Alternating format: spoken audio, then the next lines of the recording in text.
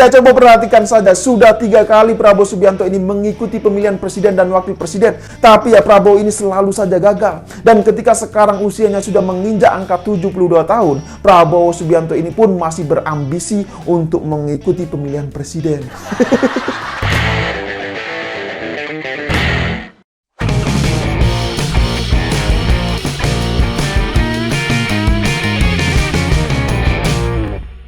Ya, selamat malam dan jumpa lagi di konten saya. Sejak penampilan 3 baca pres bicara tentang gagasan di Universitas Gadjah Mada pada tanggal 19 September lalu, sepertinya ya, tim Prabowo Subianto akan berpikir ulang untuk bisa tampil di Universitas Indonesia. Ya, karena kita tahu bahwa sampai dengan saat ini Prabowo Subianto ini masih belum tampil atau masih punya hutang untuk hadir di acara yang diselenggarakan oleh Fakultas Ilmu Sosial dan Ilmu Politik atau FISIP UI. Nah, kalau Anies Baswedan kan sudah tampil lebih dulu, kemudian disusul yang kedua itu adalah Ganjar Pranowo. Nah, untuk detik ini, sampai dengan saat saya membuat konten ini, belum ada kejelasan sama sekali kapan Prabowo Subianto akan menghadiri kuliah kebangsaan di FISIP UI.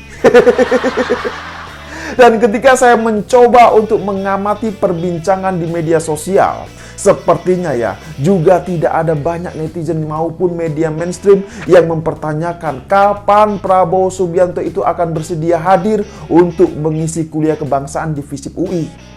Nah, ini kan justru menjadi tanda tanya besar, mengapa hampir tidak ada yang mempertanyakan soal itu semua? Apa jangan-jangan ya, mereka ini pada ketakutan, karena apa? Karena ada ancaman by name by address. Ya, siapa tahu kan, benar gak? Bisa saja itu terjadi. Karena begini, ketika Ganjar Pranowo ini tidak menghadiri acara kuliah kebangsaan di FISIP UI pada tanggal 11 September lalu ya, banyak sekali media yang meributkan soal itu semua. Bahkan buzzer-buzzer Anies Baswedan dan Prabowo Subianto pun bersatu padu untuk menyerang sosok Ganjar Pranowo. Padahal ya, saat itu Pak Ganjar ini kan sedang menjalankan ibadah umroh. Nah, akhirnya pada tanggal 18 September kemarin itu ya, Ganjar Pranowo ini pun menghadiri undangan yang sempat tertunda. Nah, terus yang menjadi pertanyaan lagi adalah kapan giliran Prabowo Subianto hadir untuk mengisi kuliah kebangsaan di FISIP UI? Kan itu pertanyaan kita semua. Dan setelah melihat penampilan Prabowo di UGM beberapa hari yang lalu bersama dengan Mata Najwa ya, maka terus terang saya jadi semakin yakin. Ya, saya jadi semakin yakin bahwasanya Prabowo ini akan mulai berpikir ulang untuk mengisi acara di kampus-kampus. Ya, bisa jadi Prabowo ini ketakutan. Ya, publik juga sudah tahu lah bagaimana kemarin itu ketika Prabowo tampil di acara Mata Najwa. Coba perhatikan saja, ada banyak sekali blunder yang dilakukan oleh Prabowo Subianto. Bahkan sampai dengan hari ini, timeline media sosial saya pun masih penuh dengan cuplikan video tentang blundernya Prabowo. Ya, salah satu cuplikan video yang saya maksud itu adalah ketika Prabowo ini curhat kepada Najwa Shihab terkait dengan masalah usahanya yang macet. Lah, ini apa-apaan coba? Padahal ya Prabowo diundang itu kan untuk berbicara mengenai gagasan, bukan malah curhat masalah bisnis yang macet karena tidak mendapatkan kredit. Dan yang lebih parahnya lagi adalah Prabowo ini juga mengaku bahwasanya selama 20 tahun dia ini tidak mendapatkan kredit usaha lantaran tidak bisa berkuasa. Lah, ini apa-apaan lagi coba? Nah, supaya lebih jelas ya, silakan bisa disimak terlebih dahulu cuplikan videonya berikut ini. Bahkan banyak aset saya, pabrik saya yang mandek karena saya tidak dapat kredit, karena saya tidak berkuasa 20 tahun. Mbak, bahkan banyak aset saya, pabrik saya yang mandek karena saya tidak dapat kredit, karena saya tidak berkuasa 20 tahun. Mbak. Nah, gimana setelah menonton cuplikan video barusan? Parah sekali kan? Coba bayangkan saja. Nah, selain itu ya, ada juga yang menarik untuk disimak dari penampilan Prabowo Subianto, yaitu terkait dengan sesi refleksi di depan cermin. Ya, menurut saya, sesi inilah yang membuat Prabowo Subianto semakin terlihat karakter aslinya seperti apa. Dan sepertinya Najwa Shihab ini telah berhasil untuk membongkar kelemahan dari Prabowo Subianto. Ya, jangan-jangan Prabowo ini dijebak.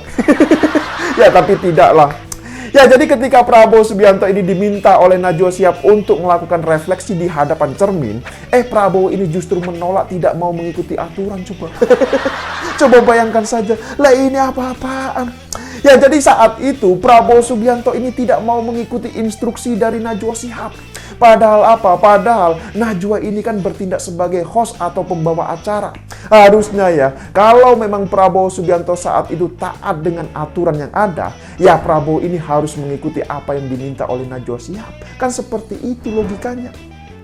Nah, tapi yang terjadi apa pada saat itu? Yang terjadi malah Prabowo Subianto ini menolak untuk melakukan refleksi di depan cermin. Padahal sebelumnya Ganjar Pranowo dan Anies Baswedan telah melakukan instruksi tersebut. Nah, giliran Prabowo Subianto malah dia ini menolak, coba. Parah sekali kan. Ya, mungkin masih ada yang ingat ketika di awal-awal acara Prabowo Subianto ini kan sempat menyatakan bahwasanya dirinya itu akan mengikuti aturan dan disiplin, begitu katanya.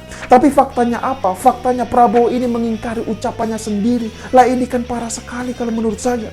Ya, tapi biar lebih jelas ya, silakan bisa disimak terlebih dahulu cuplikan videonya berikut ini. Ketika akan, ini cerminnya Pak. Ini cermin, jadi kalau refleksi itu kami ibaratkan cermin yang saya minta Pak Prabowo, Pak belum selesai Bapak, saya mau minta Bapak berkaca lagi. Bapak berdiri di sini, kapan lagi ngerjain Menhan kan? Bapak, saya ingin Anda berefleksi Pak Prabowo atas segala hal yang sudah Bapak lalui selama ini. Bapak jangan kemana-mana, Bapak refleksinya di depan kaca Pak. Udah cukup. Jadi maksudnya Bapak di sini sambil berkaca, berbicara pada diri sendiri, refleksi. Gue udah berkaca. Refleksi kan? Refleksi Bapak. Nah, gimana setelah menonton cuplikan video barusan? Parah sekali kan? Dan terkait hal ini, banyak sekali netizen yang bertanya, mengapa Prabowo tidak mau melakukan refleksi di hadapan cermin? Begitulah pertanyaan dari netizen. Nah, kalau berdasarkan dari hasil pengamatan psikolog, sikap Prabowo Subianto itu menunjukkan karena adanya rasa ketakutan terkait dengan kegagalan di masa lalu. Jadi hal itulah yang menjadikan Prabowo Subianto merasa khawatir atau ketakutan ketika melihat dirinya sendiri di hadapan cermin. Nah, istilah yang dialami oleh Prabowo Subianto ini biasanya disebut dengan spektrophobia. Ya, tapi wajarlah kalau Prabowo Subianto ini kemudian merasa ketakutan ketika melihat dirinya sendiri di hadapan cermin. Bayangkan saja ya, sudah berkali-kali Prabowo Subianto ini mengikuti pemilihan presiden dan wakil presiden. Tapi yang terjadi apa? Beliau ini selalu gagal untuk menjadi presiden. Ya, coba perhatikan saja, sudah 3 kali Prabowo Subianto ini mengikuti pemilihan presiden dan wakil presiden, tapi ya Prabowo ini selalu saja gagal. Dan ketika sekarang usianya sudah menginjak angka 72 tahun, Prabowo Subianto ini pun masih berambisi untuk mengikuti pemilihan presiden. Luar biasa sekali kan. Padahal masyarakat ini kan sepertinya sudah merasa bosan. Masa ya setiap kali ada pemilihan presiden dan wakil presiden, foto dan baliho Prabowo Subianto ini selalu saja menghiasi sudut-sudut jalan. Ya, tapi dari semua ini saya pun jadi semakin paham. Jadi semakin sering Prabowo Subianto ini tampil di hadapan publik, maka publik pun akan semakin tahu bagaimana kelemahan seorang Prabowo Subianto. Dan saya sangat-sangat yakin bahwa semua ini akan berdampak pada penurunan elektabilitas Prabowo Subianto ke depan. Ya, kita lihat sajalah nanti bagaimana elektabilitas antara 3 baca pres ini. Nah, justru sebaliknya ini terjadi pada Ganjar Pranowo. Jadi semakin Ganjar Pranowo ini sering tampil di hadapan publik, maka kemungkinan besar elektabilitasnya akan semakin terus mengalami kenaikan. Bahkan ya, tidak menutup kemungkinan Ganjar ini akan dapat memenangkan pemilihan presiden 1 putaran. Nah, terus pertanyaannya adalah, lantas bagaimana dengan Anies Baswedan? Kan itu pertanyaannya. Ya, sebaiknya Anies Baswedan ini lupakan sajalah. Sepertinya ya publik ini juga sudah pada tahu semua bahwasannya Anies Baswedan ini kan cuma pandai berkata-kata, tapi tidak pandai dalam bekerja. Nah, jadi gimana? Apakah sampai di sini sudah paham semua? Ya, silakan berikan komentarnya di bawah. Ya, saya Yusuf Muhammad. Terima kasih buat yang sudah like dan menonton video ini dari awal hingga akhir. Dan tidak lupa saya ingatkan, jaga terus NKRI.